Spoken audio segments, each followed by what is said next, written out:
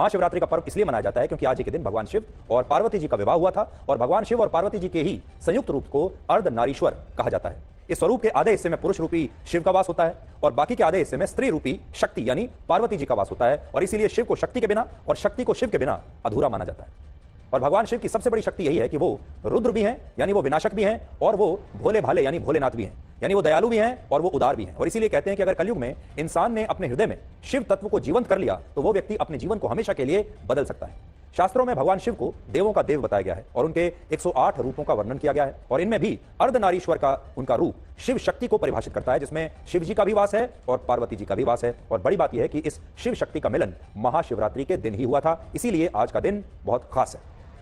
पौराणिक कथाओं में मान्यता है कि जब माता सती ने आत्मदाह कर लिया तब भगवान शिव ने स्वयं को निराशा और अवसाद में लीन कर लिया था, वो उसमें खो गए थे और भगवान शिव की मनुस्थिति से राक्षस ताड़कासुर अच्छी तरह से परिचित था और उसे ऐसा लगा कि अब भगवान शिव के लिए कभी भी गृहस्थ जीवन संभव नहीं होगा और इसी बात का फायदा उठाकर वो अमर होना चाहता था। इसके लिए उसने ब्रह्मांड के निर्माता भगवान ब्रह्मा की तपस्या शुरू की और जब भगवान ब्रह्मा इस राक्षस के सामने प्रकट हुए तो इस राक्षस ने उनसे एक बहुत ही विशेष वरदान मांगा और वो वरदान ये था कि इस राक्षस की मृत्यु भगवान शिव के पुत्र के अलावा किसी और के हाथों नहीं होनी चाहिए। भगवान ब्रह्मा ने तथास्तु कहकर इस राक्षस को यह वरदान दे दिया क्योंकि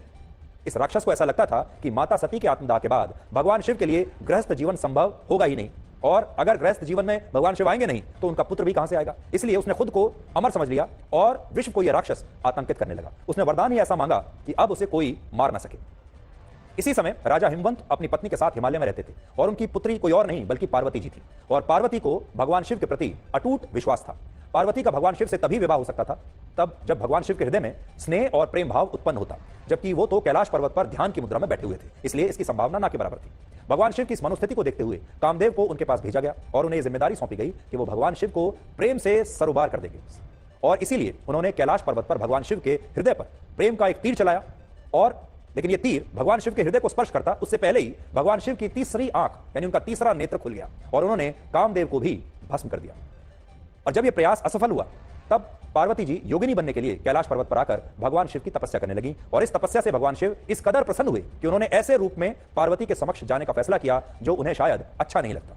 लेकिन जब इस रूप में भगवान शिव ने पार्वती से यह पूछा कि क्या वो उनसे विवाह करेंगी तो पार्वती ने अगले ही क्षण में अपनी सहमति दे दी और इसके बाद भगवान शिव अपने असली रूप में प्रकट हो गए और बाद में उसी रात्रि को भगवान शिव और पार्वती का विवाह हुआ, जिसकी वजह से यह रात्रि महाशिवरात्रि बनी। और बाद में भगवान शिव और पार्वती के सबसे बड़े पुत्र कार्तिकेय ने उसी राक्षस का वध किया जिसने भगवान ब्रह्मा से यह वरदान मांगा था कि उसका विनाश भगवान शिव के पुत्र के हाथों ही होना चाहिए और किसी के हाथों नहीं।